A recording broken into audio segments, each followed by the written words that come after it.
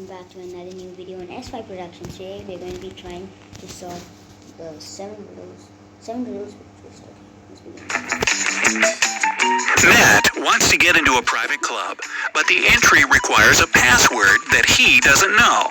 So he steps off to the side and eavesdrops on entering club members giving the password. When one club member walks up to the door, the bouncer says 12. She replies 6 and is let in. Then another member comes to the door. This time, when the bouncer says 6, the man replies 3 and gets in. Matt's sure that he sees the pattern and walks up to the door. The bouncer says 10, and Matt replies 5. To Matt's surprise, the bouncer doesn't let him in. Can you figure out what Matt should have said to get in? You have 10 seconds to think about it. So the first one said 12, so I think it's 6. Second one, this person said 6, and then they said 3, and then now 10, and he said 5, but it was not right. So what was the right answer?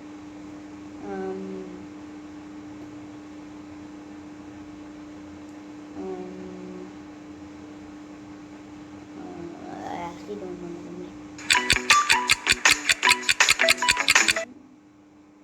12 and 6. Wait, I got it. So the first one said this man said 12. So the other person said 6. I think I have it. Is it because 12 has TWELVE 6 letters, and 6 is 3 letters, so the man said 3. Then now 10, so I think the answer should be 3.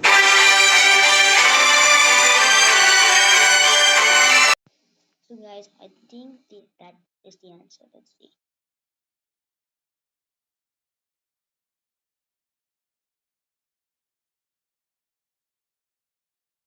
I think 3. Matt was actually supposed to say how many letters there are in the number that the bouncer says. The word 12 has 6 letters, and the word 6 has 3. 10 has 3 letters, so the password should have been 3. Isn't that easy? Riddle number 2, a mugging. A man walked into a police station claiming he had just been mugged. The police officer asked him to describe exactly what happened. So the man explained, "I was on my way to the bank, and I had $100,000 in my briefcase. Suddenly..." First of all, how can you have $100,000 in a briefcase? You need a lot of briefcases. You can't just, I don't think you can fit in one briefcase. I don't know. A man wearing black clothes, a black mask, and black gloves jumped me, grabbed my briefcase, and ran away. The police officer noted a fresh cut on the man's face and asked if it were from the attack. The man replied, "Yeah, the mugger was wearing a silver ring on his left hand, and it cut me when he punched me." The police officer immediately knew that the man was lying. How did he figure it out? Time's ticking. So black clouds, black.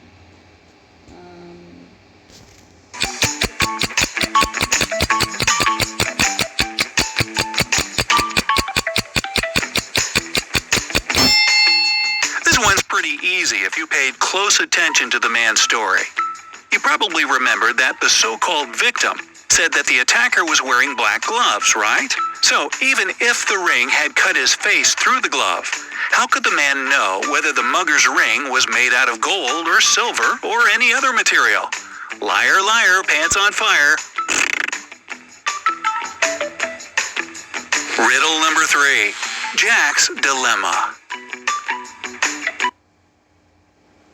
Okay, let's begin. A lamb and a bale So Jack has a lion, a lamb, and of hay. He wants to cross a river, but there's only one boat, and it can't hold the weight of more than 2 items at a time. Jack also has to make sure that the lion doesn't eat the lamb, and that the lamb doesn't eat the hay. there's another thing. How could he have a lion as a pet? That's a problem. Okay, let's just. How can poor Jack get to the other side of the river with all three objects safe and sound? You have 10 seconds to find a solution. So if you take the lamb first, then you can leave the lamb there and come back. Then take the hay. Then lastly take the lion. I think that's it.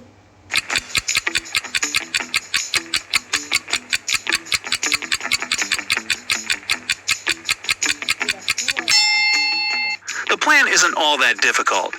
Jack should first take the lamb across. Then he can take the bale of hay across and bring the lamb back. After that, he should take the lion across, but leave the lamb. Finally, he needs to go back for the lonesome lamb and take it across. There, all three get to the other side of the river unharmed. Let's just hope that the lion won't eat him. Oh. Riddle number 4. A life or death decision. Tom was walking in the woods when he suddenly came upon a big house. The house looked abandoned. So Tom, in true scary movie form, decided to check it out. But as soon as he walked in, you know what happened. The door behind him slammed shut. Tom found a note saying the door behind him is locked, but there are 4 unlocked doors that he can use to get out. The problem is what's behind those doors. If Tom opens the first door, he'll immediately fall into a tank full of hungry sharks. The room behind the second door is filled with lethal gas. Behind the third door awaits an unescapable well full of water. And if Tom chooses the fourth door, he'll face a chainsaw-wielding serial killer who murdered 100 people in 1918 alone. Dang, psycho.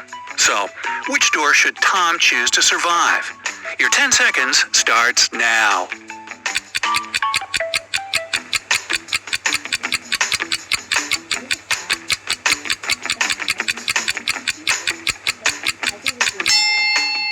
What a choice to make, huh?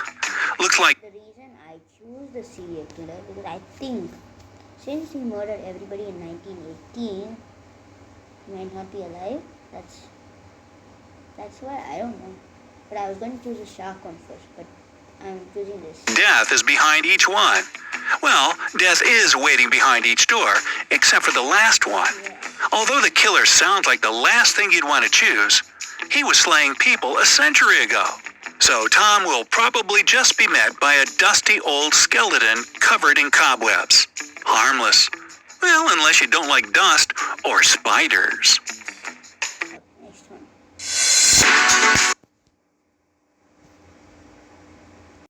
Okay, guys, the next one. Riddle number 5. Card trick. Adam is given a deck of 52 cards.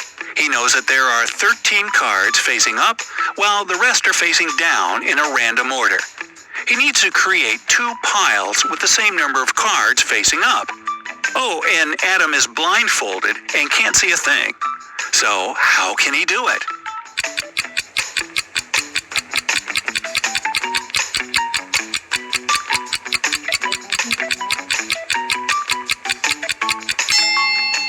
Easy. Adam just needs to take the first 13 cards from the top and simply flip them over. Done. If you don't believe it, let's break it down together. Imagine you took the first 13 cards from the top. Let's say there are 9 cards in that group that are facing up. That means the remaining pile would only have 4 cards facing up, since we know from the beginning that 13 of the 52 cards were facing up.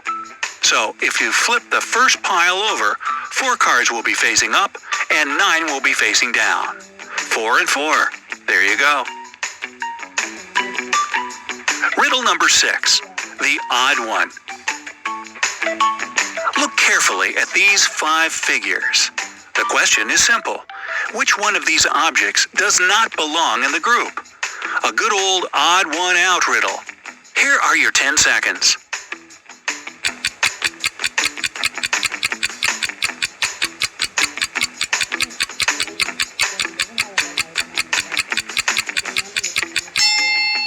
Did you figure it out? Get it? Figure? Anyway, if you choose the first figure, congratulations, you're absolutely right. And why is that? Because it's the only object that doesn't have an individual trait. The second one is round, which is different from any other shape. The third object doesn't have an outline around it. The fourth one is a different color from the rest. And the fifth shape is much smaller than the others. So, we're simply left with the first figure, which is the only one that's not odd in any way. Tricked ya! Riddle number 7. The ticket clerk.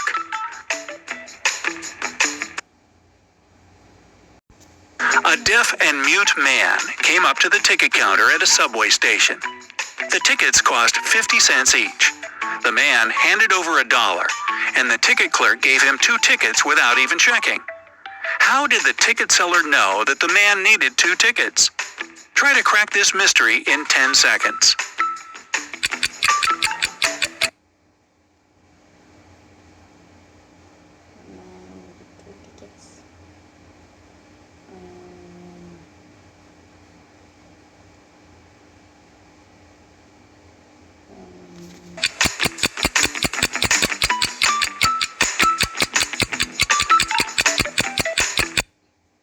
Is it because he's taking someone else? I don't know. Ready or not? Here's the answer. The deaf and mute man gave 4 quarters, so the ticket clerk could be certain that he wanted 2 tickets. Otherwise, he would have given only 2 of his quarters. It's as simple as that. And that's it for today's video, guys. If you want to see more videos like this, subscribe, like, and hit the notification bell. And in this test, I got 3 out of 7. The next time, I'll get at least 6 out of 7, or use a different number. And that's it for today's video, guys. See you in the next one. Bye.